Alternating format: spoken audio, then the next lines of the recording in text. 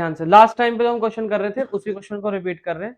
Question ये है कि which one is more stable in comparison करेंगे, ठीक है, कौन सा स्टेबल होगा कंपैरिजन में, कौन कौन सी चीजें हैं। एक है आपके पास फिनोल और दूसरा है फिनॉक्साइड आयन। तो क्वेश्चन ये है कि कौन सा स्टेबल है और कौन सा ज्यादा रिएक्टिव है। क्लियर? तो कंपेयर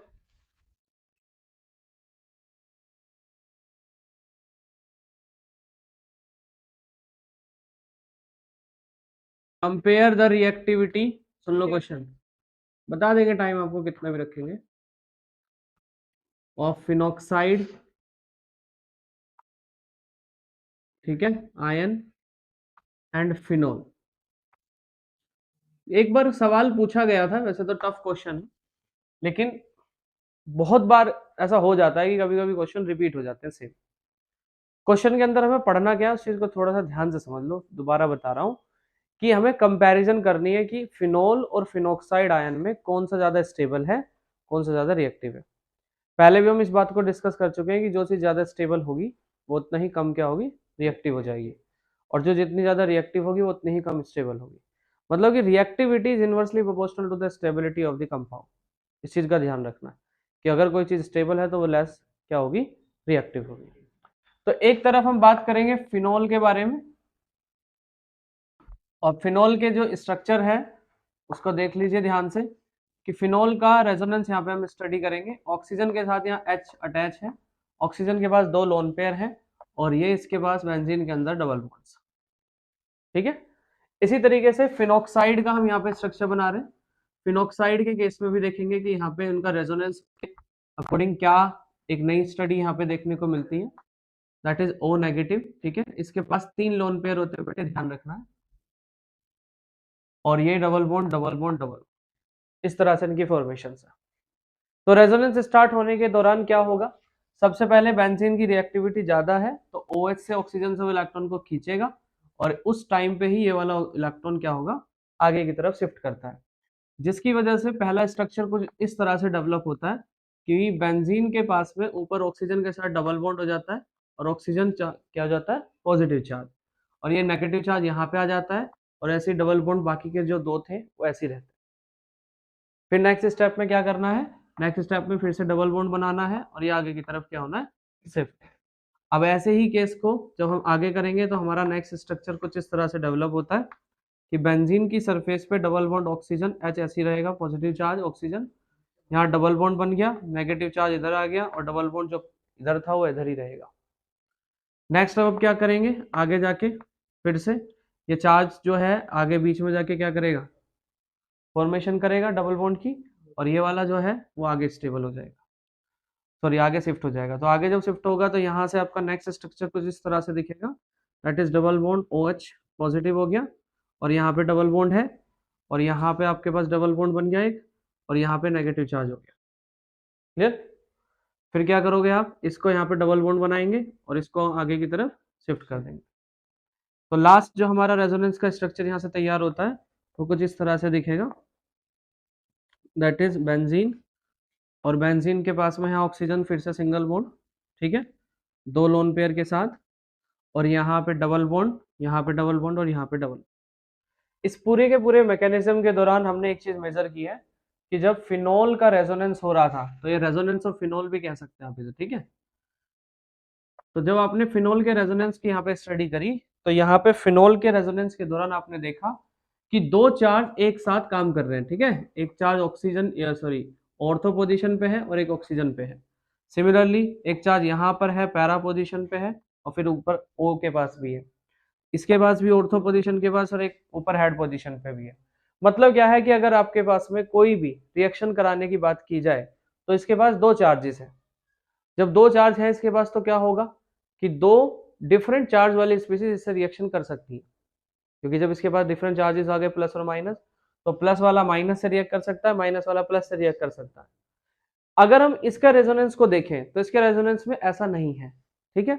इसकी स्टडी करें तो सबसे पहले देखा गया कि जब रेजोनेंस स्टार्ट हुआ तो यहां से इसने ऑक्सीजन ने अपना इलेक्ट्रॉन को डोनेट किया और बेंजीन ने अपना आगे की शिफ्ट किया। तो जब यहां से पहला स्ट्रक्चर डेवलप हुआ तो ऊपर ऑलरेडी ऑक्सीजन के पास में डबल सॉरी नेगेटिव चार्ज है, तो यहाँ पे डबल बॉन्ड तो बना, लेकिन ये नेगेटिव चार्ज वाली बॉडी जो है वो पॉजिटिव नहीं हुई। क्यों नहीं हुई? क्योंकि वो नेगेटिव चार्ज है और उसने इलेक्ट्रॉन दे दिया तो पॉजिटिव हुआ, और नेगेटिव पहले था और पॉजिटिव अब हुआ तो न्यूट्रल हो जाता है। ऐसी स्टेट में ऑक्सीजन के पास न्यूट्रल चार्ज रहता है, और यहाँ पे नेगेटिव चार्ज है, बाकी डबल बॉन्ड जैसे थे दो वैसे ही रहते हैं। अब क्या होता है, ये अपना चार्ज आगे शिफ्ट करता है डबल बॉन्ड बनाने के लिए, और ये वाला जो पोर्शन है फिर ये आगे, ठीक है, एक जो इलेक्ट्रॉन है उसको आगे की तरफ शिफ्ट कर देता है। यहाँ से तीसरा स्ट्रक्चर हमारा कुछ इस तरह से डेवलप होता है कि ये बनेगा बेंजीन और डबल बॉन्ड ऑक्सीजन। यहाँ पे नेगेटिव चार्ज खत्म हो गया, डबल बॉन्ड एक यहाँ पे बन गया, ठीक है। अब नेगेटिव चार्ज यहाँ आ जाता है और डबल बॉन्ड ये जो था वो एज इट इज पहले की तरह बना रहता है। नेक्स्ट पोर्शन में क्या होगा, अब ये आपस में फिर से नया बॉन्ड बनाएगा और आगे की तरफ ये क्या है, शिफ्ट हो जाता है। तो यहाँ से एक नेक्स्ट स्ट्रक्चर आपका कुछ इस तरह से डेवलप हुआ, दैट इज बेंजीन बनाया, और बेंजीन के पास में डबल बॉन्ड ऑक्सीजन, यहाँ पे डबल बॉन्ड, यहाँ पे double bond, negative charge. Clear? और लास्ट पोर्शन में क्या होगा, ये फिर से डबल बॉन्ड बनाएगा और ये आगे की तरफ फिर शिफ्ट होगा। तो यहाँ से जब ये आगे की तरफ शिफ्ट होगा तो आपका जो है फाइनल स्ट्रक्चर होगा वो कुछ इस तरह से विजिबल होगा कि रेजोनेंस में single bond oxygen, negative charge, double bond, double bond और डबल बॉन्ड, ठीक है। जैसे इलेक्ट्रॉन्स पहले थे 6 इलेक्ट्रॉन्स उसकी सरफेस पे रहेंगे, यानी कि 3 लोन पेयर, तो 3 के 3 लोन पेयर ऐसे ही आ जाते हैं वापस। समझ आई बात क्या है, चल क्या रहा है सिस्टम। अब इस तरफ अगर आप ध्यान से गौर दें तो यहाँ पे क्या हुआ कि यहाँ पे पूरे के पूरे रेजोनेंस में केवल और केवल एक ही चार्ज बार बार घूम रहा है, ये देख रहे हो। तो एक ही चार्ज अगर बार बार घूम रहा है, इसका मतलब यह है कि ये केवल पॉजिटिव चार्ज पार्टिकल से ही रिएक्शन कर सकता है, और पॉजिटिव चार्ज पार्टिकल से जब ये रिएक्शन करेगा तो रिएक्टिविटी दोनों की कंपैरिजन में अगर हम देखें तो रिएक्टिविटी क्या होगी, फिनोल की ज्यादा हो जाएगी इन कंपैरिजन टू फिनॉक्साइड। तो आपका जो फाइनल आंसर बनता है यहां से वो क्या बनता है, दैट इज फिनोल्स आर, ठीक है, मोर रिएक्टिव देन फिनॉक्साइड। अब इसी बात को स्टेबिलिटी के लिए कह दिएंगे तो क्या कहेंगे आप, स्टेबिलिटी के लिए आप इसे उल्टा कह देंगे। इसमें स्टेबिलिटी के लिए पॉइंट कहेंगे that is phenoxide ions are more stable than phenols, इस तरह से आंसर दे देंगे। So that is phenoxide ion are more stable than phenol. Reason में क्या लिखेंगे, रेजोनेंस छापेंगे भाई साहब रीजन में पूरा, बिल्कुल। दोनों रेजोनेंस को तैयार करके आपको याद करना है, इनको लिखना है, ठीक है। 5-5 रेजोनेंस बनेंगे दोनों के अंदर, एक ये पहला हो गया, ये सेकंड हो गया, ये थर्ड हो गया, ऐसे ही ये फोर्थ रेजोनेंस है और ये फिफ्थ रेजोनेंस है, ठीक है। जैसे ये अगर हम ये डबल बॉन्ड जो है अल्टरनेटिव ये ना बना के गोला बना दें तो एरो और वो दिखा दें माइनस, फिर रेजोनेंस क्या हुई, नहीं एरो तो बनाएंगे और आप गोला नहीं बना सकते इस स्थिति में, आपको वन बाय स्टेप दिखाना है क्या क्या होता है। हाँ, अगर आप गोला बना देंगे तो आप स्टेप को मिस कर रहे हैं, फिर तो एक ही स्ट्रक्चर में सारा काम हो जाएगा।